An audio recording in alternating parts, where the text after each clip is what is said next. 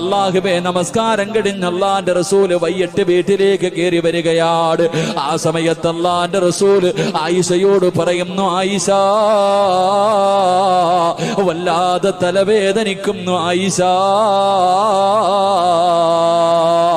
ആയിഷ ബീബി റളിയല്ലാഹു തആല അല്ലാഹുവിന്റെ പ്രവാചകന്റെ തലവേദന എടുക്കുന്നു എന്ന് പറയുമ്പോ പ്രവാചകനെ ഇങ്ങനെ മടിയിൽ പിടിച്ച് കിടത്തിയിട്ട് ആയിഷ ബീബി റളിയല്ലാഹു തആല അല്ലാഹുവിന്റെ റസൂലിന്റെ തല ഇങ്ങനെ തടകി കൊടുക്കുകയാ. ആ സമയത്ത് അല്ലാഹുവിന്റെ റസൂല് ആയിഷ ബീവിയോട് ചോദിക്കുന്നു, ആയിഷ ഞാനെങ്ങാനും മരിച്ചുപോയാ നീ എന്തു ചെയ്യും ആയിഷ? അല്ലാഹുവിന്റെ റസൂലിന്റെ ഭാര്യമാരിൽ ഏറ്റവും വയസ്സ് കുറഞ്ഞ ഭാര്യ, മനസ്സുകൊണ്ട് തയ്യാറെടുക്കാറ് അല്ലാഹുവിന്റെ റസൂൽ